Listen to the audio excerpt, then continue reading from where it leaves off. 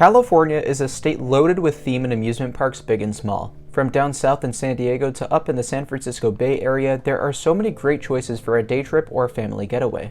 As a Southern California local, I've had the wonderful opportunity to visit all of the state's major parks, and today we're going to be ranking the top 15 best ones. Understand that this is highly subjective, and based off of what you're looking for in a theme park, this list can differ significantly. I just so happen to be a theme park enthusiast, not just a thrill seeker and roller coaster lover, so all sorts of rides, attractions, and park atmospheres are up my alley. Let's start things off with my number 15 spot, Pacific Park, located on the Santa Monica Pier. This is one of the most highly photographed and iconic amusement parks in the world due to its heavily trafficked location. But don't go in expecting to spend a full day at this one. Pacific Park is a little boardwalk park with a handful of rides and attractions. One of these is the Santa Monica West Coaster, which is the only roller coaster that can be found at Pacific Park. It's quite the mild ride overall, but it has a few fun dips and a great view overlooking the ocean. I also enjoy their Ferris wheel, which gives some excellent views, and I believe they have a century-old carousel somewhere in a building on the pier. I think Pacific Park is a fine boardwalk park overall, and you should spend a couple hours soaking in the atmosphere and getting a coaster credit if you're in the area. Number 14 brings us to Belmont Park in San Diego. This is my preferred Southern California boardwalk park because while the views of the ocean aren't as pronounced and the park isn't located on a giant pier, I do think the ride lineup is significantly better. Belmont Park's signature attraction is the Giant Dipper, a classic wooden roller coaster from 1925. It's pretty dang rough these days, but it's like you're riding on a piece of history, which I appreciate. There's also a few solid flat rides like the Beach Blaster, a small pendulum ride, and Octotron, a Chance Rides Unicoaster. Like other boardwalk parks, I also enjoy the food here. There's some really good ice cream and beaver tails, which I'd highly recommend. At number 13 is Castle Park, located in Riverside. This is one of the smallest parks owned by the Palace Entertainment Group, but it's a sleeper hit in my opinion. Castle Park is beautiful and really well maintained. You can tell the staff really care to keep it in great shape. You'll find two small, albeit fun little coasters at this park. Merlin's Quest is a Vekoma Jr. coaster, and the recently reopened Screamin' Demon is a Fabry Wild Mouse coaster. Castle Park also offers a handful of thrilling flat rides like the Dragon's Tower SNS Shot Tower and Fireball, a Larson Super Loop. Number 12 is California's newest theme park, Sesame Place San Diego, located not too far from the Mexico border. This park was formerly a water park that went by the name of Aquatica San Diego, but it really needed some investment, which is why they transformed it into Sesame Place for the 2022 season. All of the water slide complexes but one were kept and repainted, including some rather thrilling slides that really stick out in a park themed to Sesame Street. Dry rides were also added, including the park's only roller coaster, Super Grover's Boxcar Derby. I hope they one day add a standout coaster like Oscar's Wacky Taxi at Sesame Place Philadelphia, but for the time being, the park looks great and makes for an enjoyable stay. At number 11 is Gilroy Gardens, located in Gilroy, California. The city, known for its garlic, had to have a theme park focused around garlic. As tacky as it sounds, this is a wonderful park with incredible landscaping, beautiful gardens, and several walking trails. There's also a handful of rides, including two roller coasters that can be found at the park. One of these is Timber Twister, a Zero Tivoli coaster, and the other is Quicksilver Express, which is the only mine train in the world manufactured by Morgan Manufacturing. Like Sesame Place, I do wish they had a more prominent standout coaster, but it's still a fun park to take the family to. Number 10 is Santa Cruz Beach Boardwalk, located in Santa Cruz. This is my favorite boardwalk park in California, as I think its atmosphere is the most energetic and the ride lineup is the deepest. Like Belmont Park, this park's signature attraction is the Giant Dipper, but this one opened a year prior, and for some reason it's a whole lot better than its San Diego counterpart. It's a very smooth ride with a boatload of lateral and airtime moments. I also enjoy Undertow, a Mauer spinning coaster situated on an elevated section of the park. That's something you'll notice with Santa Cruz Beach Boardwalk is because they were so tight on space, they like to build up. There's a really cool SNS drop tower here, some dark rides, and a sprawling log flume attraction. It's absolutely worth the visit if you're driving California's Scenic Highway 1. Number 9 brings us to Legoland, California, situated in Carlsbad. While this park isn't catering to my target audience, I do still enjoy it for what it's worth, and I think it's got a handful of rides that all ages will be able to enjoy. Emmett's Flying Adventure is an excellent flying theater attraction, Ninjago is a cool shooting dark ride, and between Dragon and Lego Technic Coaster, there's two mildly thrilling coasters to experience. I can also appreciate the Lego mini-cities and statues scattered around the park. And of course, there's no way I can mention Legoland without bringing up the apple fries. Seriously, these things are too good.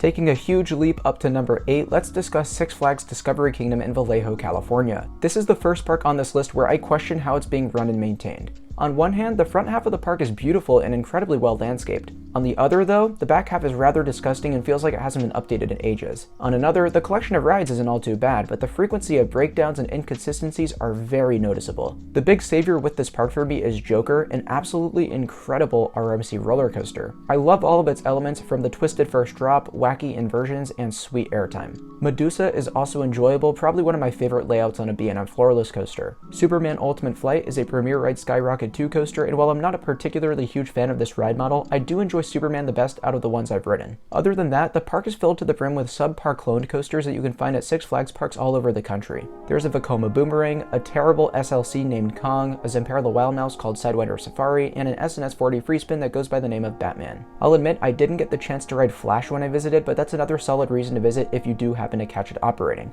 I think that ride alone would add a lot to the depth of the ride lineup and would actually elevate this park a spot higher on this list. Otherwise, Six Flags Discovery Kingdom does have some cool animal exhibits and shows. I just wish the park were in better hands because it has the potential to rank higher on this list. At number 7 is my home park, SeaWorld San Diego. The original SeaWorld park still holds up, and I can absolutely see how an outsider could consider this place to be underrated. I originally had it underneath Six Flags Discovery Kingdom, but with the rapid growth and expansion of the park, it takes a slight lead in my rankings. I don't deny that Discovery Kingdom's coaster collection is better, but SeaWorld's drop dead gorgeous in some areas, the animal exhibits are superior, and they do have some great coasters in their own right. The park's newest edition, Emperor, is a terrific dive coaster that packs in a variety of unique elements. Manta is a double launch coaster by Mach Rides that pulls some significant forces relative to its small stature. I'd imagine people will be saying the same about next year's edition, Arctic Rescue, as well. It'll be an intimate motorbike coaster, which is an absolute guilty pleasure of mine. Electric Eel is another one of those premier ride Skyrocket 2s. This one I'm personally not a super big fan of. And then Journey to Atlantis is a very enjoyable water coaster by Mach.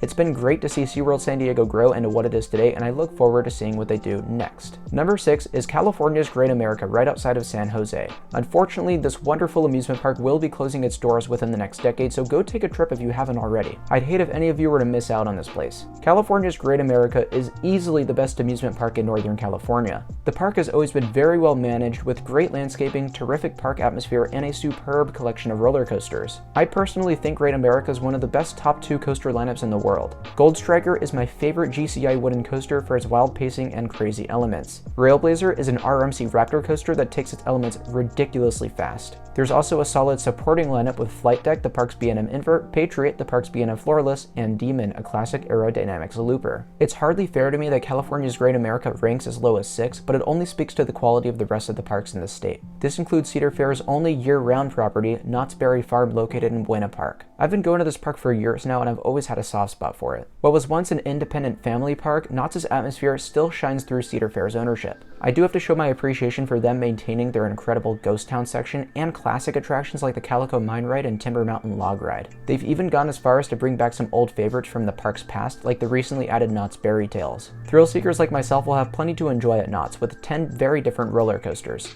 Ghost Rider is a monster wooden coaster and a sort of a cross between a GCI and a CCI. The lateral's pacing, airtime, and smoothness is off the charts, making it one of my favorite wood coasters in the world. Accelerator is a really intense, intimate attraction with the world-renowned launch acceleration and 205-foot top hat element. Some other fan favorites include Hang Time, a Gerstlauer Infinity coaster, and Silver Bullet, a B&M inverted coaster. Knott's ranks in the top 5 because they don't have any significant dead spots. I do wish the ride operations were a bit better, but otherwise Cedar Fair has done a great job keeping this park in check. At number 4 is Disney's California Adventure, the second gate to the Disneyland Resort in Anaheim, California. I've always been a huge fan of this park because there is so much to love about it. First, the rides. California Adventure has a plethora of terrific Disney attractions on offer. Some of the best ones include Guardians of the Galaxy Mission Breakout, Soarin' Around the World, Radiator Springs Racers, and Incredicoaster. There's so many beyond that, but those are just some of my favorites. With this being a Disney theme park, it's also very well maintained. The park looks great, the atmosphere is off the charts, and the food is outstanding. The one thing you could do to make this park better, in my opinion, is adding an e-ticket attraction above all e-ticket attractions. In other words, give them one of those best of the best dark rides, something that can make you question which of the 2 Disney parks you should visit. Because as good as California Adventure is on its own, there's just no contest between it and the main Disneyland park.